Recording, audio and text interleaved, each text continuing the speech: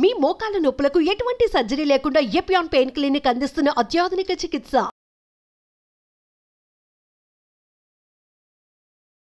నమస్తే, welcome to Suman TV. ఇటీవల కాలంలో మనం చూసుకున్నట్లయితే క్యాన్సర్స్ అనేవి బాగా పెరిగిపోతూ వస్తున్నాయి. సో మనకి ఇంతకు ముందు తెలిసేవి జస్ట్ లైక్ బ్రెస్ట్ క్యాన్సర్ అనేది లేడీస్లో వస్తూ ఉంటుంది, సర్వైకల్ క్యాన్సర్ గురించి.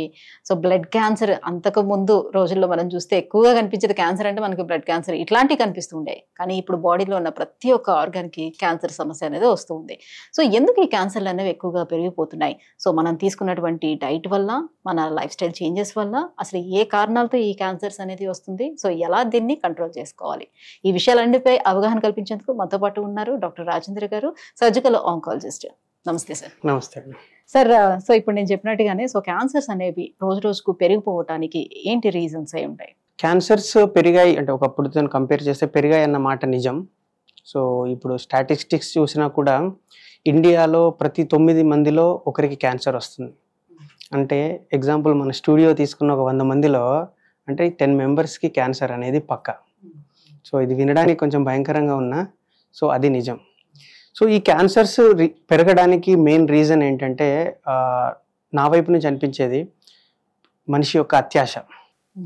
సో ప్రతి దాంట్లో మనిషి అంటే అతిగా కోరుకోవడం వల్ల more taste, okay, more profit, more comfort. So ఇలా ఒక్కొక్కటి చూసుకుంటే ప్రతి దాంట్లో మనిషి దాన్ని అతిగా కోరుకోవడం వల్ల సో ఆ వచ్చిన చేంజెస్తోనే ఈ ప్రాబ్లం.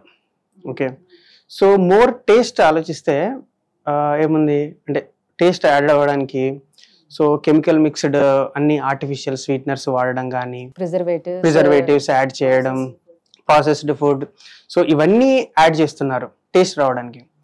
మోర్ కంఫర్ట్ కోసం ఏంటి, పేషెంట్ మొత్తం పర్సన్స్ లేజీ అయిపోతున్నారు.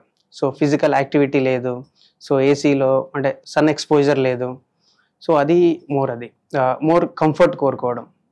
సో అట్లా తీసుకుంటే మోర్ ప్రాఫిట్.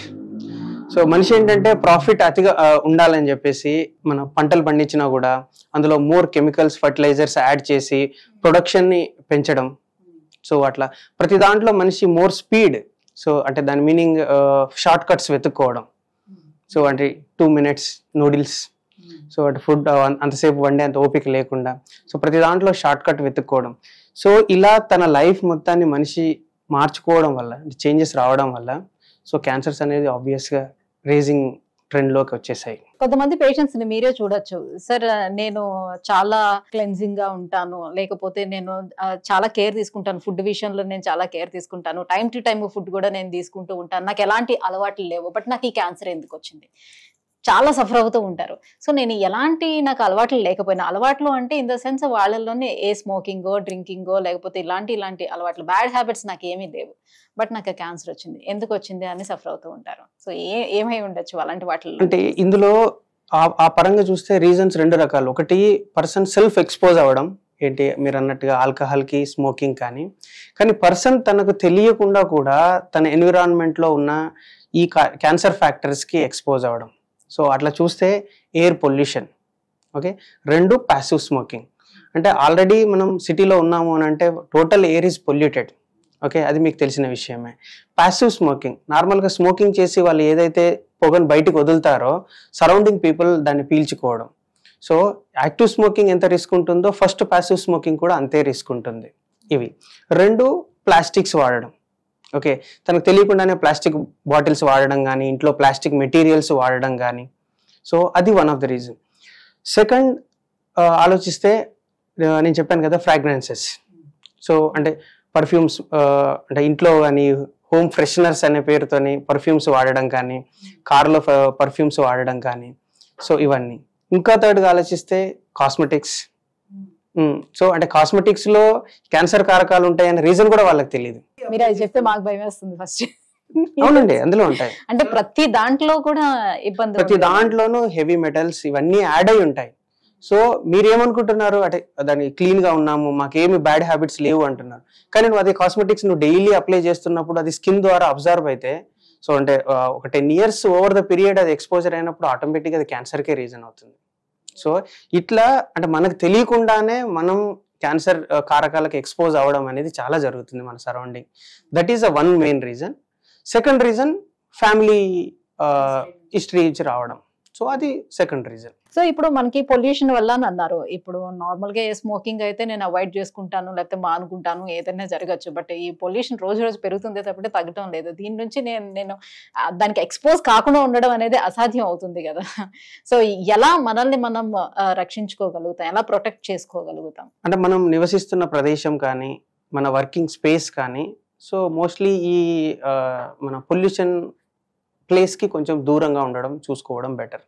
సో అంతకు మించి మనం ఇందులోకే వచ్చేసి దాని నుంచి మనం ప్రొటెక్షన్ అంటే యాక్చువల్లీ ఆల్మోస్ట్ ఇంపాసిబుల్ అనే చెప్పాలి. బట్ వీలైనంత పాసిబుల్గా మాస్క్ పెట్టుకోవడం కానీ, సో లేకపోతే అంటే రూమ్లో ఎయిర్ ఫ్రెషనర్స్ ఉంటాయి, ఎయిర్ ఫ్రెషనర్స్ మస్ట్ క్లీన్ అవి ఫిల్టర్స్ ఉంటాయి కదా, సో అవి పెట్టుకోవడం కానీ, సో అట్లా మినిమల్ అవి తీసుకోవచ్చు. ఇప్పుడు క్యాన్సర్ అనేది ఏ క్యాన్సర్ అయినా కూడా అప్పటికప్పుడు ఇప్పుడు ఈ నెలలోనో వచ్చింది లేకపోతే నెక్స్ట్ మంత్ లో మనకు బయటపడుతుంది అనేది ఉండదు కదా. మన శరీరంలో ఎప్పటి నుంచో అది బాగా వేస్తూ కొన్ని సంవత్సరాల తర్వాత అది బయటపడుతుంది. సో ఈ లోపే మనం ఐడెంటిఫై చేయడానికి ఏమైనా అవకాశం ఉంటుందా? ఎలా తెలుసుకోగలుగుతాం, మనల్ని మనం ఎలా ప్రొటెక్ట్ చేసుకోగలుగుతాం అంటారు? అంటే క్యాన్సర్ స్టార్టింగ్ దశలోనే కనుక్కోవాలి అని అంటే క్యాన్సర్ యొక్క సిమ్టమ్స్ రావడానికి ఎప్పుడైనా కొంత టైం పడుతుంది. సో ఈ క్యాన్సర్ సిమ్టమ్స్ రావడానికి ముందే మనం పసిగట్టాలి అని అంటే కొన్ని బేసిక్ టెస్టులు చేసుకోవాల్సి ఉంటుంది. సో దాన్నే స్క్రీనింగ్ అంటాం.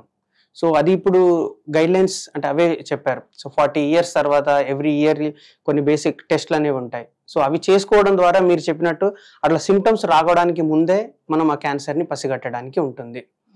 సో అలా కాకుండా ఒకవేళ సిమ్టమ్స్ స్టార్ట్ అయిన ఎర్లీ దశలోనే కనుక్కోవడం ఎలా అంటే కొన్ని బేసిక్ ఫీచర్స్ అంటే ఏం తెలియకుండానే వెయిట్ లాస్ అయిపోవడం కానీ, సో అంటే ఫుడ్ అపటైట్ అంటే ఆకలి లేకపోవడం కానీ, అటువంటి కొన్ని బేసిక్ సిమ్టమ్స్ అంటే కామన్ లక్షణాలు అనేవి అన్ని క్యాన్సర్లకు చెప్పొచ్చు.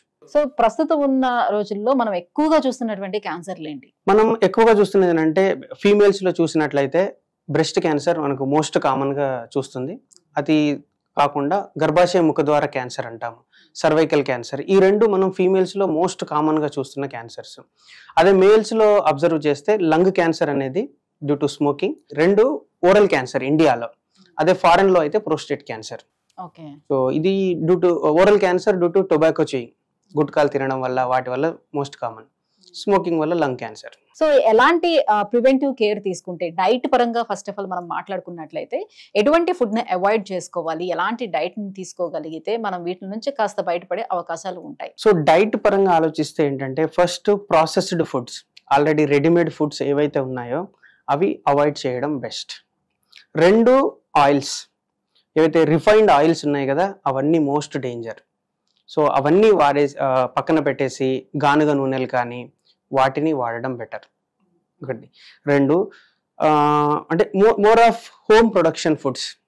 సో ఈవెన్ అంటే కర్రీస్లో వాడే పౌడర్స్ కానీ, సో అవన్నీ ఏ విధమైన కెమికల్స్ మిక్స్ లేకుండా ఇంట్లో తయారు చేసుకున్నవి వాడడం బెస్ట్. అంటే ఇప్పుడు ఫుడ్ పరంగా మనం చూసుకునేటప్పుడు ఫుడ్ పరంగానే మనకి క్యాన్సర్స్ వస్తున్నాయంటే చాలా వరకు అందరూ అనుకునేది లైక్ కోలోరెక్టల్ క్యాన్సర్స్ ఇలాంటివి మాత్రమే ఫుడ్ పరంగా వచ్చేవి, మిగతావన్నీ కాదు అనే భ్రమలో ఉంటారు. ఇది ఎంతవరకు కరెక్ట్ అంటారు?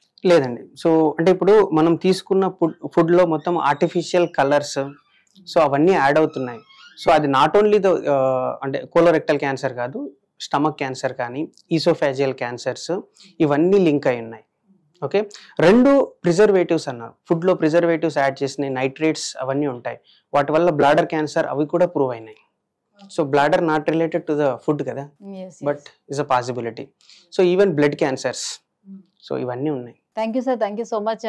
సో డైట్ వల్ల ఎన్ని రకాలుగా అసలు క్యాన్సర్ వచ్చే ఛాన్సెస్ ఉంటుంది, సో ఈ విషయాలన్నిటిపై కూడా ఇంత అవగాహన కల్పించినందుకు thank you so much. Thank you.